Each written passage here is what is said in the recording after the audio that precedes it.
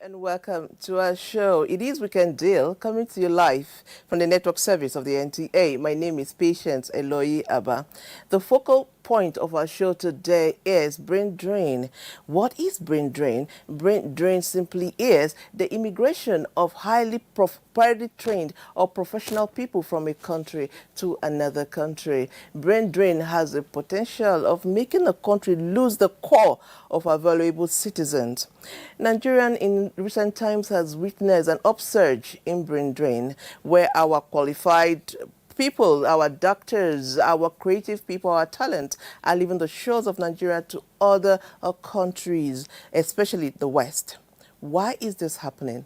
What are we doing wrong as a nation? How can we make this right? What are the challenges and what are the consequences of brain drain? This is what we'll be looking at onto the show. That is what our conversation today will be all about. And to help us along the conversation, we have some very special guests in the house. Trust me, you don't want to miss it. And like I always say, most importantly, we have you. Thank you for keeping a date with us. We would like you to join the conversation.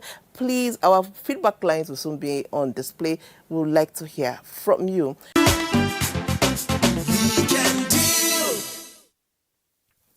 Welcome back. If you are just joining us, it is Weekend Deal coming to you live on the network service of the NTA. And our focal point today is on brain drain.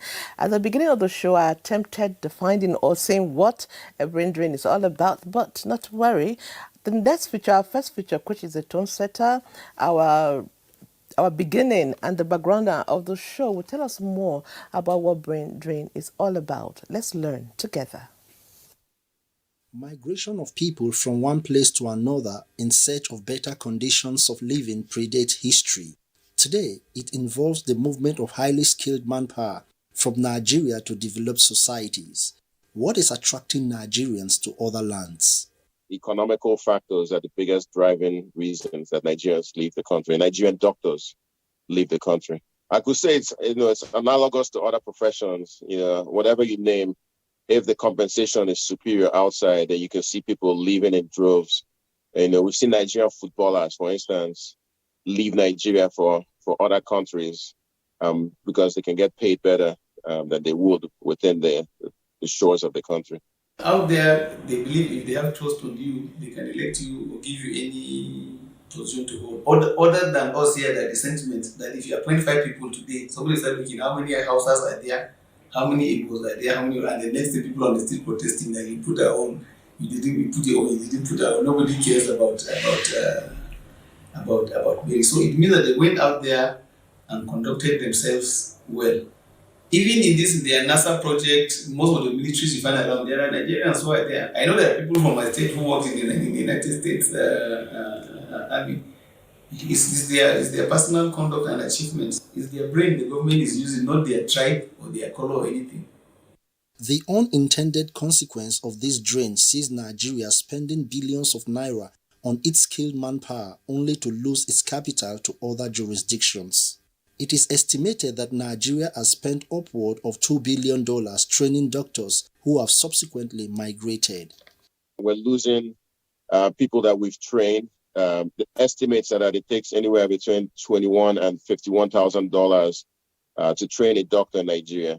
Most of this cost is borne by the Nigerian government. So Nigerian government, as a result, is training people who then go outside the country and service other countries. And there's some estimates that Nigeria could lose up to $2 billion on a yearly basis because Nigerians, through the years that have been trained in Nigeria, have taken that training and the resulting talent outside. The opposite effect is that countries like the United Kingdom, America, Canada are gaining financially by having skilled professionals practice in their country without necessarily investing in that human capital to train those people. I think Nigerians need to go out so that we can have this cross-fertilization areas. We can be able to learn from each other. They can be able to gain some knowledge, transfer some technology. Even some of them, after that, they come back here, set up practices. The issue of brain drain is not limited to the health sector alone. Science, technology and education are other major sectors suffering from a dearth of qualified professionals. Nigeria's public tertiary institutions suffer the most as the most competent lecturers often gravitate towards juicy offers abroad. Most of them, they tell you that they go out and they are more successful. It's not really true. And I give a general example, for instance. Dangote is the richest black man in the world. Did he stay in the US? Or pretty well did he make his money here in Nigeria? Look at companies like Boa Cement, look at the Otedolas, look at the Adenugas. Did they stay in the US? How many of such people who have gone out that are as rich as these people? Certainly not. Do you know that the chief software of Zuckerberg is a Nigerian? Okelolai is a Nigerian, is a Yoruba guy. The Nigerian who is chairman of National Automotive Council, did you know that he was the best car designer in the US? Was it not in Nigeria that he grew up? Even when he went there, didn't he come back? You see what now he's throwing in competitions for people how to design cars and do all that. So it's about knowledge transfer. We see that Nigerians have a natural ability, talent, aptitude, resilience, perseverance, competitiveness. There are so many good positive attributes that Nigerians have displayed time and again.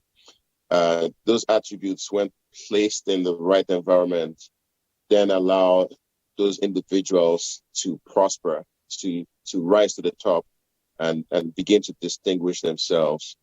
Several key industries will be kick-started, ensuring employment opportunities for the populace.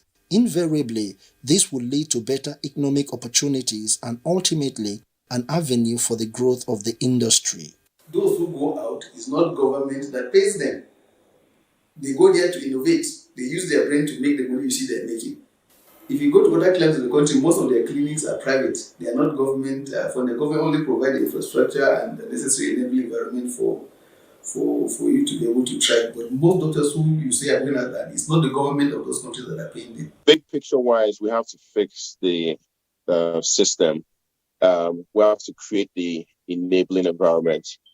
Desire for better life is the most important factor and basis for the migration decisions.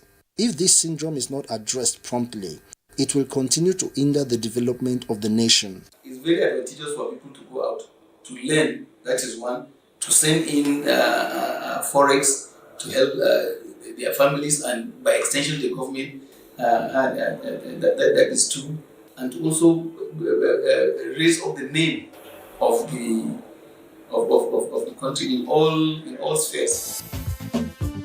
Our focus on Weekend Deal today is on how to address the challenges of brain drain in Nigeria.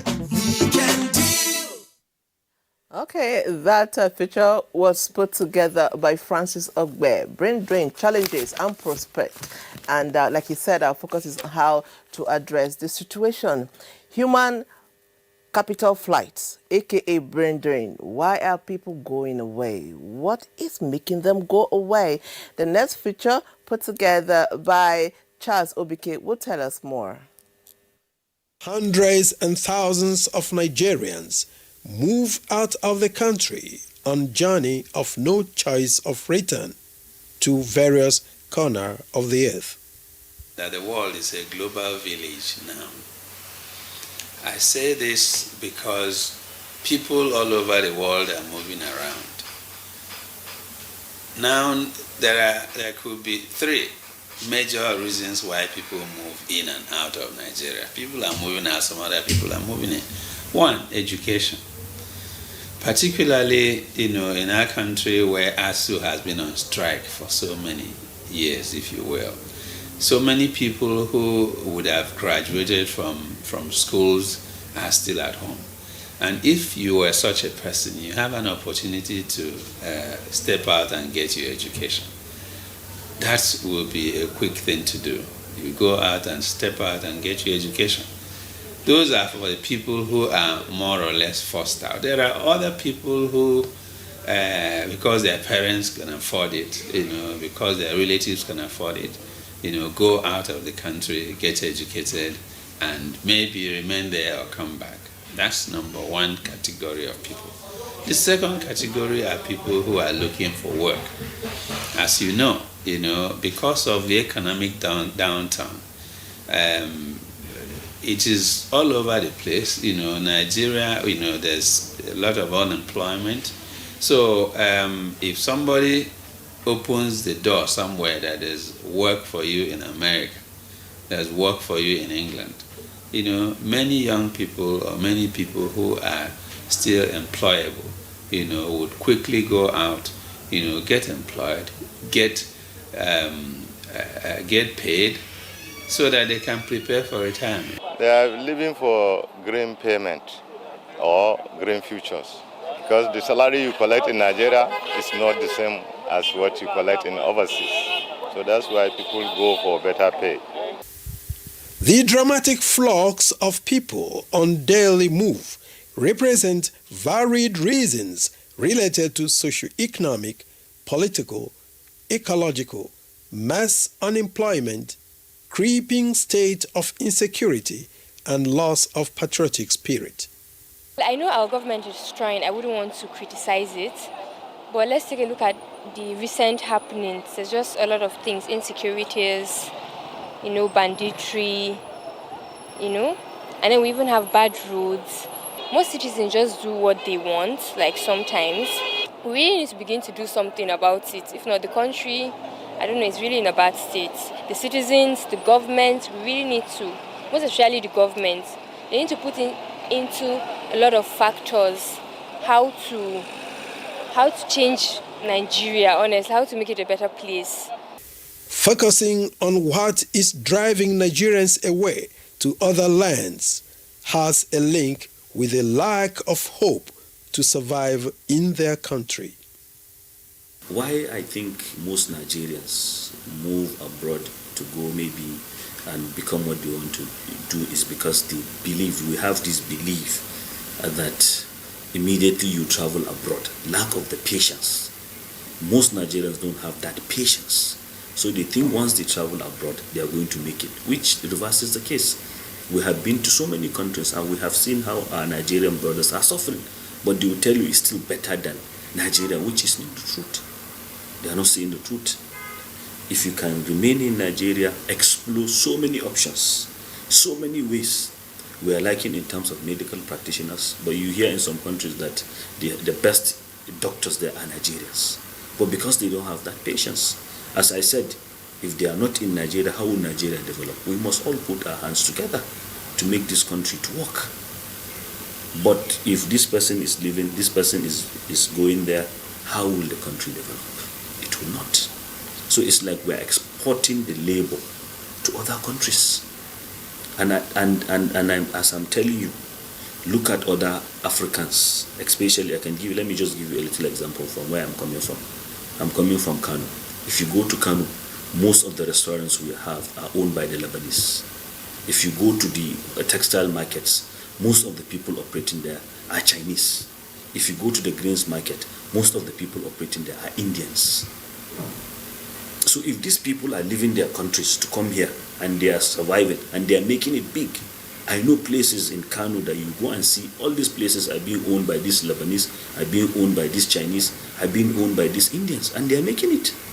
So I don't see the reason why Nigerians would say they are leaving Nigeria because Nigeria, they are not doing well. If other people can come and explore, all it takes and all we need is the patience. When you talk about issue of Pfizer, issue of COVID-19, vaccination that is coming out, Nigerians are involved. Look at the current happening in the United States, for example. Joe Biden, has appointed one of Nigeria's son, Wale, into his cabinet, if you will, into his inner room. If we all stayed here, we won't have that opportunity. And can you imagine when so many Nigerians get into such, positions where they can influence the American government? What do you think would happen to Nigeria? Difficulties encountered by many explain how people cope with prevailing challenges in nations. Now, to join our conversation and to deepen our knowledge on what is going on as far as brain drain is concerned, we have our first guest in the house. He is someone who has over 35 years of diplomatic experience serving the nation in so many countries. He was PAMSEC, Foreign Affairs, PAMSEC Cabinet Secretariat, the Presidency, Consul General of Nigeria, Atlanta, Georgia, Chairman of UBA, United Bank of Africa. He has served both the public and private sectors. Join me in welcoming to the Weekend Studios, Ambassador Joseph Chiedu Keshi. Sir, you're welcome to our studios. Thank you for having me, and nice to meet you. Pleasure is all mine, sir. So the discourse is brain drain. Nigerian professionals, Nigerian talents, Nigerian creative people are living in their numbers. What is your take on this, sir? I listened to, when I came in, I was in your guest room. I listened to some of your, I guess, early interview and some of the programs from other states. Yes, and you get the impression that some people think that for Nigerians to travel out of the country and stay away, that it's negative. It's not negative to start with. And two, we should also realize that nobody would like to leave his or her own country if the conditions are conducive for them to live, raise their kids, do their work, if there is fairness, justice, and equity in the system. Secondly, when you look at all over the world, when you look at where people have migrated from, migration is caused by a number of factors. One is economic collapse. Two is war.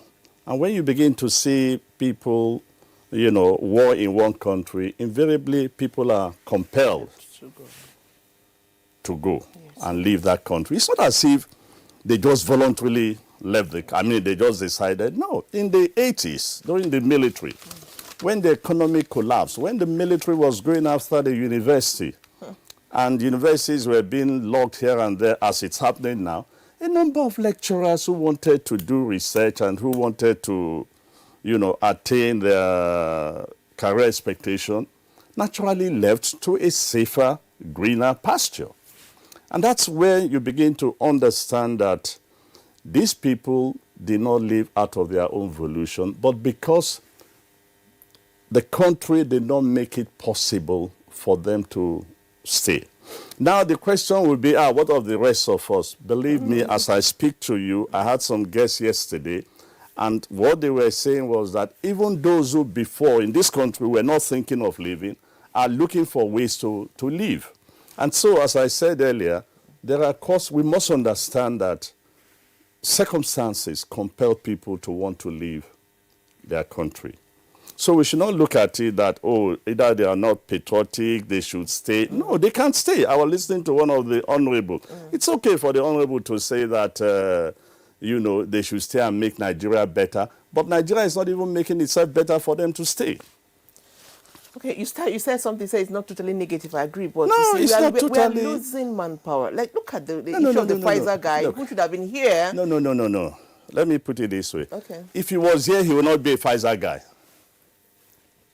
If he was here, he would not be a Pfizer guy. If Wale was here, he would not be in the cabinet. This is the honest truth.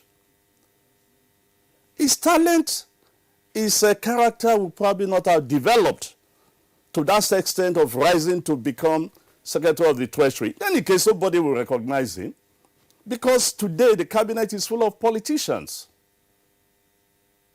Nobody looks for experts in this country, except one or two places. maybe the private sector. Let us create a conducive environment for everybody. Let us make this country workable for everybody. This is a beautiful country. Look, sometimes my children say, look, they grew up because I was traveling. They grew up, and like most diplomats around the world, our children grew up abroad and so on. Sometimes they complain, and I say to them, number one, I'm too old to go on an exile. But look, for people like my generation, this country has been fair to us. This country worked for us, and we worked for this country. Give the same opportunity to people coming up today. Very few would like to leave. How do we do this? How do we, for lack of word to use, how do we rejig the system so that start by rejigging your leadership. Oh, okay. That is the biggest problem we have in this country, leadership. When you have a situation where your leaders practically have no clue on how to address even the simplest issues, when you have a situation where your leaders are not fair, the system is not just, there's no equity, you close down universities. I mean, universities have been on strike. Students have lost 1 year. If I have a child today in the university and I'm wealthy enough, you think I'm going to keep that child at home for 1 year? No, I will send that child out of this country. Where the university system has never been closed even for 1 or 2 weeks. But here it is done for over 8 months, and nobody pays serious attention to the life of those kids. If every of those university students attending further universities that are on strike decide to leave this country, what do you think would happen? And the second aspect I want to highlight is that for most of them, at the time they were leaving this country, all what they had was either secondary school or first degree or PhD. But in traveling to countries where things work, they acquire a new level of experience and expertise. That's the one we should be targeting. How do we target that experience and that expertise to what they don't have to come back home to work for, to help this country? That again that's where we should be focusing our attention, not whether it was wrong for them to leave or not to leave. No, when they leave, they acquire a new level of expertise and experience. Okay. Okay, I do know that you were the national coordinator that started a diaspora program. Yeah, how are you harnessing all these experiences and expertise? Because you just mentioned, how are you making them impact on the nation? Because we can, like you said, yes, they have gone. No. How do we have that relationship with them? You know, when we started this, this was under President Olusegun Obasanjo, who was very passionate himself. You know, because look, even today, anytime a Nigerian president goes out, the diaspora is always making one major complaint to the president, whether past or present. Make this country conducive, we will come back home. And until that is done, look, the recent report, very soon more people will slide into poverty. Your insecurity in the country is creating so much alarm and things like that. So the best way what we can do is to recognize that both in the in-country and out, there are people with the knowledge, expertise who can add value. That's the word I use all the time. Who can add value to what we are trying to do in this country. We must find them. We must bring them home. We must integrate them into the system. But we must also use them properly and make sure that the condition, because you cannot bring somebody from a very highly stable system where everything works, and then you bring him into a chaotic situation, and he's trying to see that things work, and every step of the way he or she is frustrated. That's a problem. Because a lot of people will be asking questions like, people are in Nigeria, we don't hear about them. And the moment they step out, they become superstars. It goes back to what I said, the environment. It goes back to what I said, the environment. Look, this is one country that does not even like its experts. This is one country that does not even encourage its experts. This is one look, growing up in this country, I grew up in Ibadan. And I say this all day frequently to people that before I got into University of Ibadan, I knew not face to face. I knew, but I've heard of quite a number of professors in the University of Ibadan. As a matter of fact, it was one of the attractions that I made up my mind that I'm going to go to the University of Ibadan because all this, I mean, they were the professors and the lecturers of those days were the movers and the shakers. Look, they led public discussion. They were the ones leading public discussion. We don't even have a lot of public discussion today. Most of the, go through our newspaper. How many professors write in the papers? Go through any events in this country. How many times you get a professor of political science to an event to come and speak? But what changed? At what point did we start getting it wrong as a nation? I think a lot of things went wrong, regrettably, under the military. And the tragedy of it all today is that there is no leadership that is able to, it's like we've gone down and nobody is able to say, look, we need to pick up and begin to go. You know, when you look at the new president of the United States, there's something that is very admirable about him, that he recognizes the damage that his outgoing predecessor, or the outgoing president has done. And all he's saying is that, look, we're not just to build better, but I'm going to bring together a bunch of experienced people to make sure that we rebuild the system and make it work.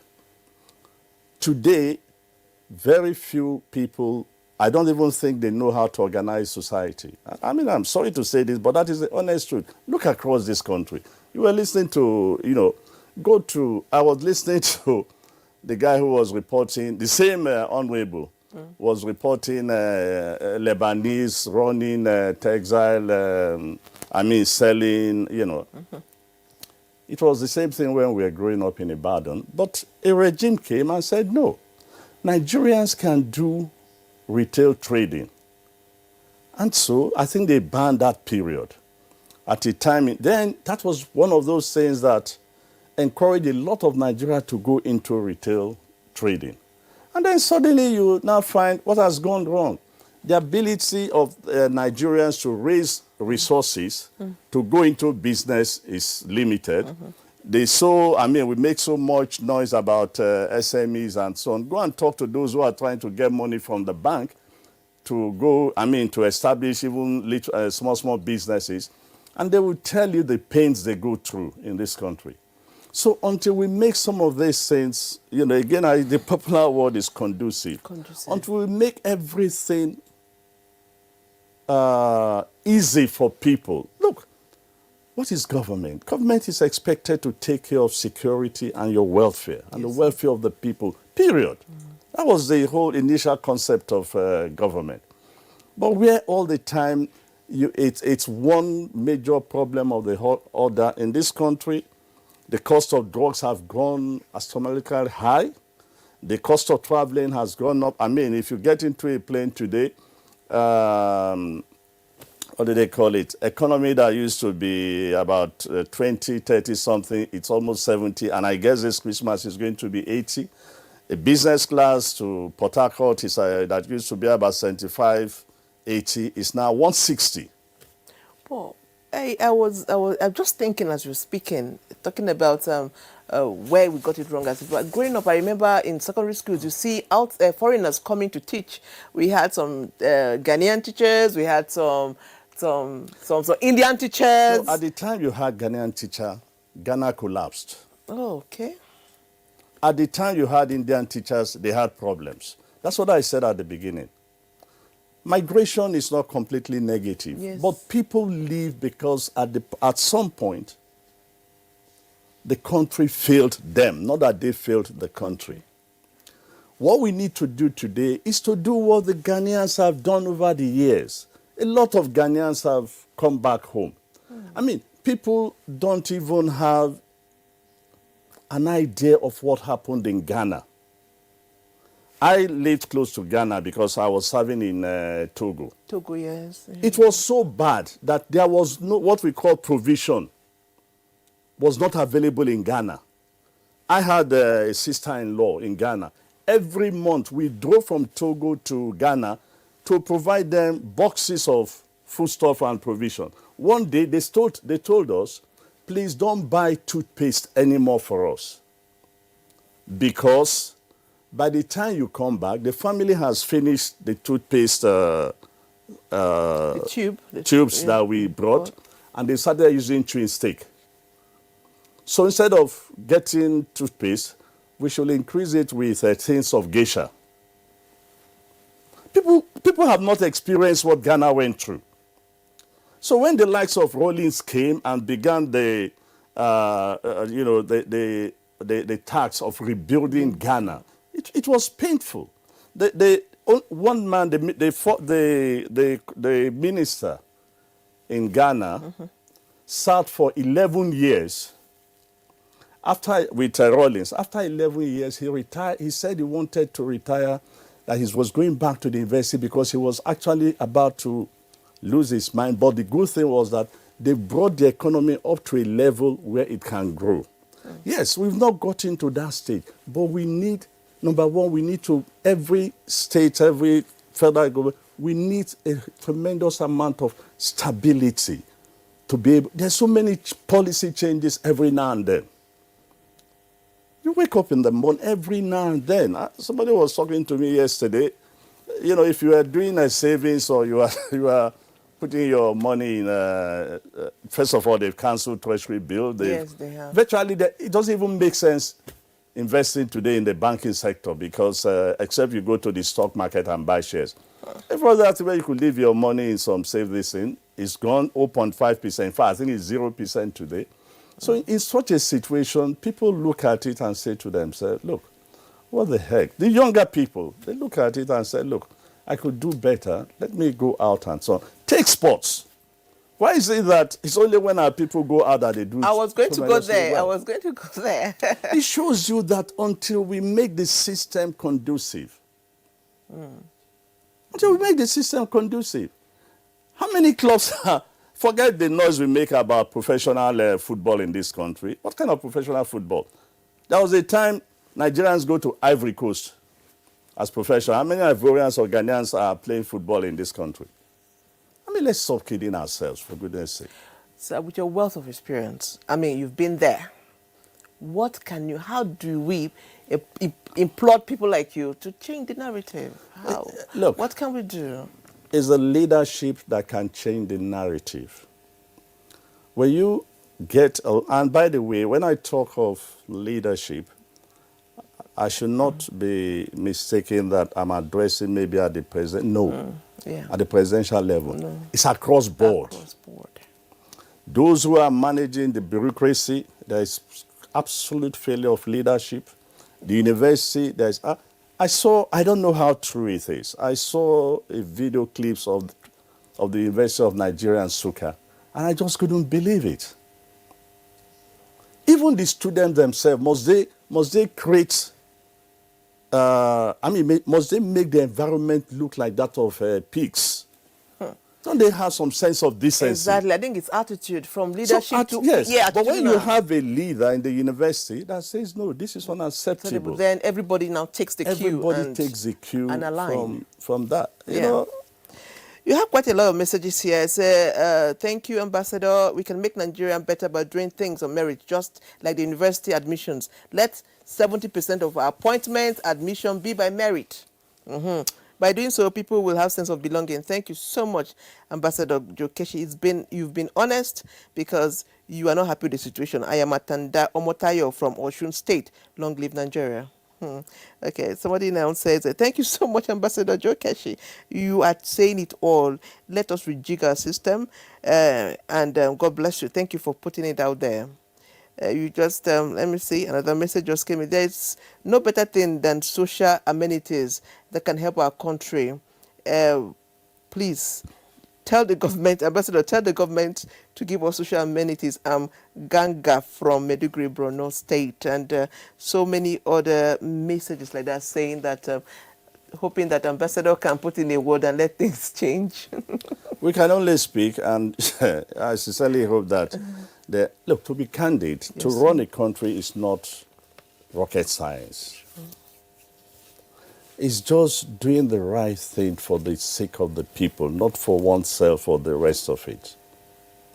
It's getting the people who can help you run the administration at any level.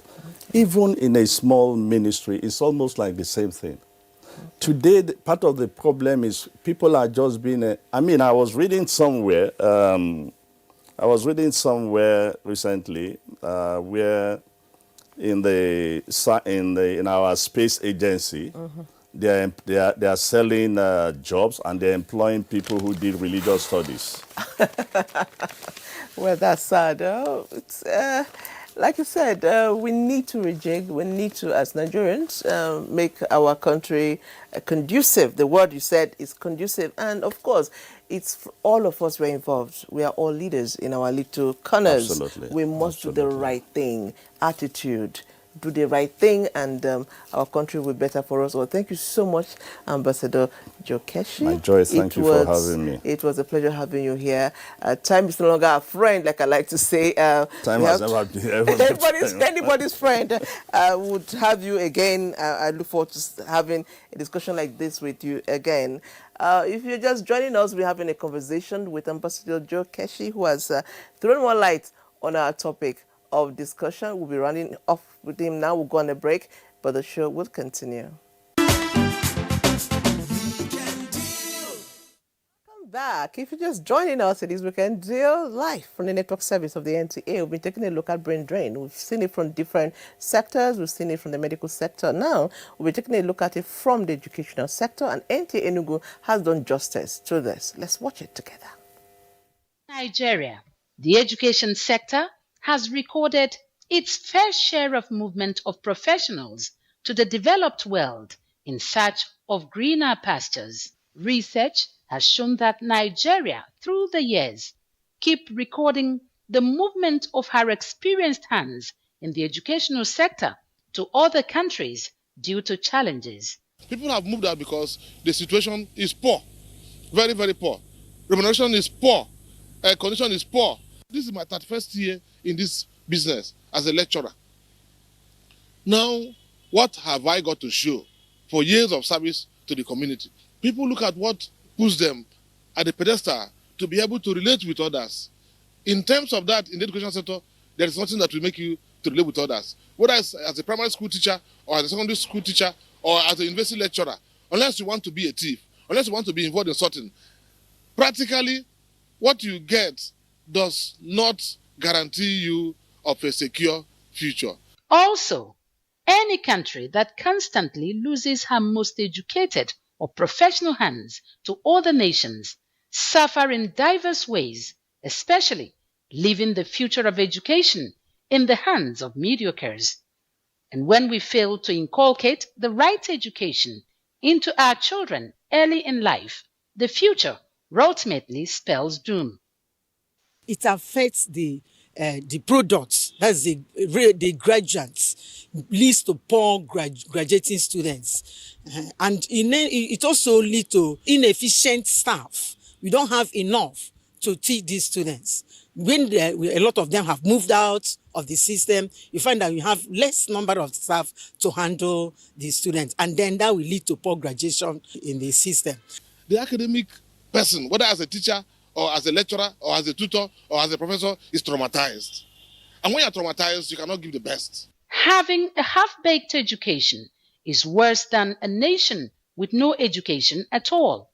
What then can be done to get our professionals in the education sector to once again believe in our country, Nigeria?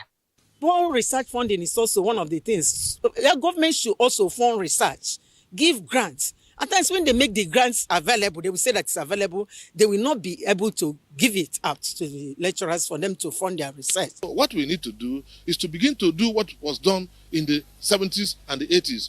Put the academic staff where you need to put them. By putting them in the proper pedestal, looking at this is the future of the nation. Then give them good housing, give them good environment, provide them with whatever they need, give them good labs, and let them enjoy some benefits. Brain drain in the education sector is a huge problem that must be addressed urgently in order to stop the depletion of our natural supply of intellectual talents to the developed world. Government and even the private sector must wake up to this clarion call and do everything it takes to salvage the education sector and also guarantee the future of our children. For whatever we sow into them now is the society we shall reap tomorrow. Now we'll be meeting our second guest in order for us to continue our conversation. He's Honorable Sam Chinedu Onwaso. He is representing Awka North South Federal Constituency in Anambra State. Sir, you're welcome to the Weekend Studios. Thank you. Yes, you've been following our conversation. Yeah, I have. Brain drain. What is your take on brain drain? Brain drain is an imminent problem that has been existent for a very long time.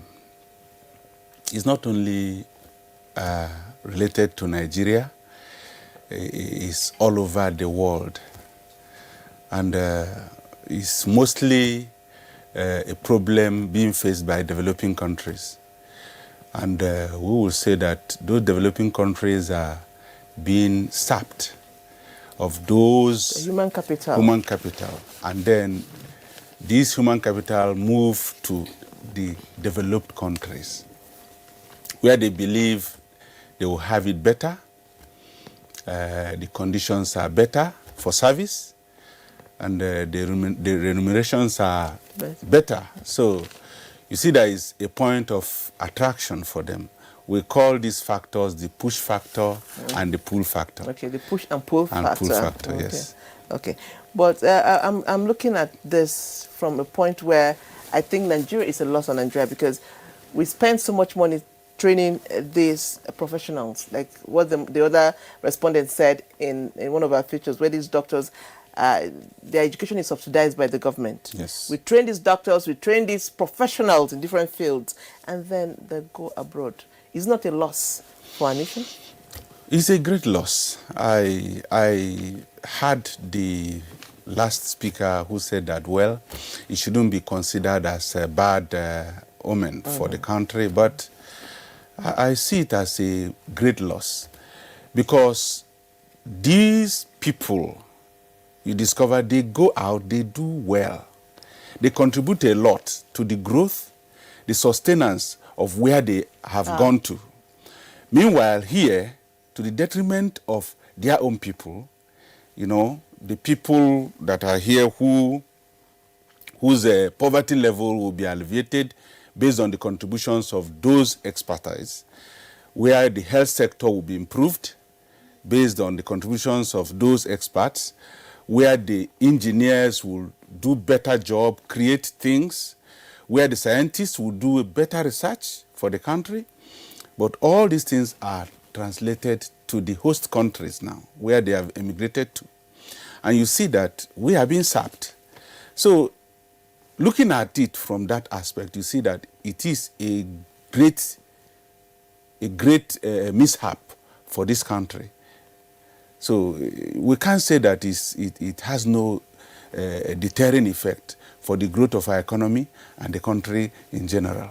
The thing worrisome to me from what we've been watching is the fact that a lot of people have gone, and if you the views on the streets, a lot of people are still waiting for the opportunity to go. The people who are ready to go, I dare say, are even more in number. Why? What's going on? Why is it so? Why do you think people are willing to leave and not even come back? Like I said earlier, we have the push factor and the pull factor. The push factor is based on the conditions in our own environment. Now look at it this way. What value do we put on ourselves as a country?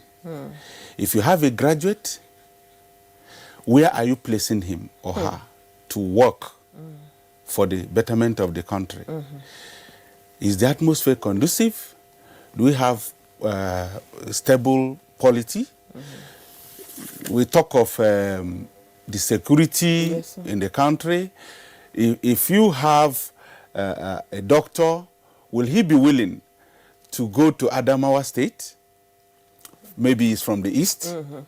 Will he be willing to go to Borno State, as it is now, or Zamfara State to work? He would rather say no because of the insecurities there. And those are the things. So those push factors are the factors that are everyday mounting pressure on these experts that we have trained, we have raised. No matter the subsidy we have, placed on training them, they still need an environment where they can trend. And that is the thing. But, sir, I don't know if you should go scot-free here, because the last speaker said it's a leadership, our leadership as far as has a role to play. You are in the National Assembly, member of the House of Representatives. Sir, should you not have you by your neck and say, why are we where we are? What are people doing at that level to make sure that our country is attractive enough to bring back the people who are there? Thank you very much. You know, the system of government we run is where you have the executives, you have the legislators, and you have the judiciary. Yes, sir. It's a form of checks and balances. But for this system to trend, for there should to be an improvement in the policies of this country, is not only making the law. It lies on implementing the law, and where there is conflict in interpreting the law the way it should be. And those are the things. So it's not lying only on the legislators. I'm not defending the legislators, but I'm telling you specifically that the responsibility is not only on us. Unlike how Nigerians see it, that every default in this system, you say the lawmakers. The lawmakers. Our duty is to get feedback from Nigerians, make the law, and then leave it for the executives to implement it as it is made.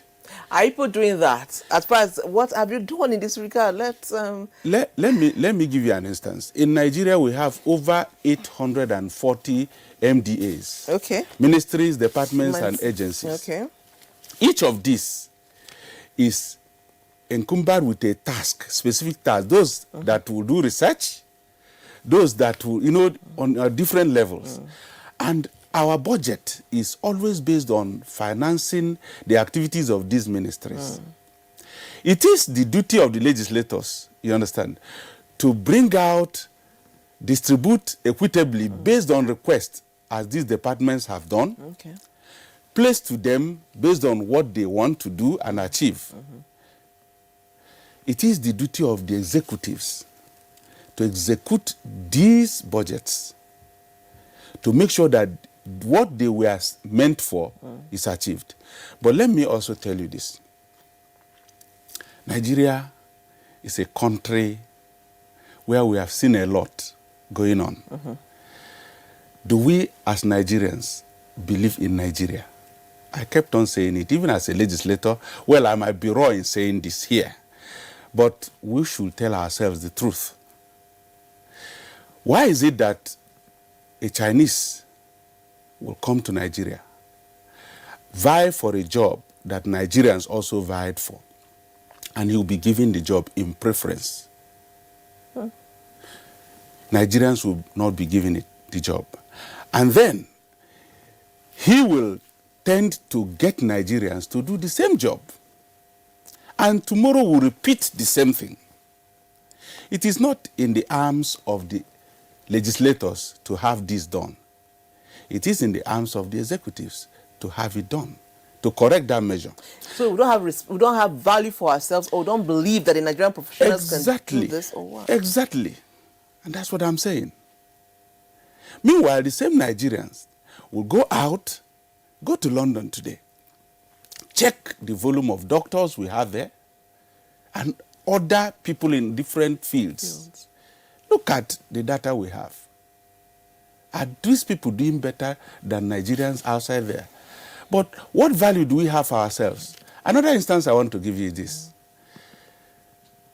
Take a job opportunity that is in, I lived in Bauchi for many years. Oh, okay. Yes. I'm an Igbo man. I lived in Bauchi for many years. I'm telling you this out of maybe a little experience I've seen there. You have somebody from the South who is qualified as a doctor, wanting to be employed maybe in the general hospital in Jigawa, and he will be placed on contract. You understand? This contract might not be favorable to him because he won't be taken as a permanent staff who will have pension, entitled to his pension after he has retired. Now, those conditions are not favorable to him. So you see that he will decline going there because of the conditions there. Do we have value for our people? Do we believe that this is the same country, Nigeria, where everybody is entitled to have the opportunity to serve wherever you are going to serve? I think our sense of nationalism is what you're talking about, because this happens elsewhere too. Because if the same Jigawa doctor goes to the east or to Benue, the same thing will be done to him. That is exactly what I'm placing on board. You understand? Call somebody who is an accountant from Kano State, send him to Anambra State. Will he be taken in and given full employment? Full employment. So those values are what we need to bring to the table. Reevaluate them. Because for this to stop, this brain drain to stop, we have to place always the round peg in the round holes. And that is the only thing. If everybody has this sense of belonging, that look, this is my country, I'm working under the same condition that Mr. A is working, I will need to put my best to it. Believe you me, most of our experts will want to sit. But I'm thinking that the issue of our nationalism are feeling welcome anywhere. Just like we're talking about Nigerians who have won elections outside the shores of this country. Yes. As an Idoma woman, I cannot go to Oshun and vie for any political post and I'll be given. Yes. They will not give me. As a legislator, and don't you think that we need to rejig our laws or something where, as a Nigerian, you can, any part of Nigeria you are, you should be able to be entitled to everything you should be entitled to as a Nigerian, regardless of whether you are a Doma, whether you're T, whether you are Igbo, anywhere you find yourself. As far as you've worked there for some years and you're known, you should contest election so that we can follow in the footstep of what is happening internationally. The laws have made a lot of provisions for it. It depends on the implementations. Every day we keep on. Presently, there's a process of constitutional review and all those things. But what we kept on saying is, the constitution we have in Nigeria today, is this serving our purpose? I'm a lawmaker. Like I said, we need to tell ourselves the truth. Is it serving the purpose? If it's not serving the purpose, let's go back to the drawing board. Let's bring out something that will serve the purpose, that will make Nigeria a place where everybody will feel he belongs and he will work hard for the success. The moment that is done, a lot of people, we have all it takes. We have the resources, we have the opportunities. It's just for the implementation of these laws to be done properly. Sure. Yes. Okay, Honorable Sam, you have a... Do you think you... Okay. He said, Honorable Sam, are you people there working for the people? That is a question directly to you. So are you working for the people? We are working for the people. You see, it's part of the things I said earlier. a majority of Nigerians will always look at the legislators as people who are to be blamed. Yes, true. Let me give you an instance. Earlier this year, the issue of what are the legislators earning came on board. The vehicles that are given to legislators, it came on board. Like I said, I'm not here to defend the National Assembly. They have their spokesman. But I'm talking from an inside situation. Do you believe that I move every day to work from where I live, and I was given an official car, one, for that 4 years of that tenure. And then somebody is questioning why I should have that car to move every day from my point to where I'm working. While a chief executive will have 4 of those kind of cars parked. Wait a minute, parked. And he won't be questioned. Maybe because we are the interface directly with the people. We are the people we know. The point is this: the executives, they have the media, they have NTA to talk for them. The legislators don't have it. No, you have. That's why you are here, Honorable. You are here. We invited you here. Once in a while, that I have to come. We want to hear from you. That's why you are here, sir. We are working for the people. I don't want to digress from the question. Okay, sir. We are really working for the people. But the fact still remains that except we have avenues to speak out once in a while like this, the people will know that we are working for them. There are lots of things. Okay, look at what happened recently. There is a policy, you know, to increase the money you require for you to establish an insurance company in Nigeria, recapitalization in insurance. Nigerians complained. It came on board. And National Assembly reacted immediately. With that kind of reaction, we are working for the people. You are working for the people. And there's a message for you. He said, thank you, Honorable Sam, for being practical and sincere in your submissions. Thank you. Yeah, that's from Jigawa State. Good morning, Honorable Sam.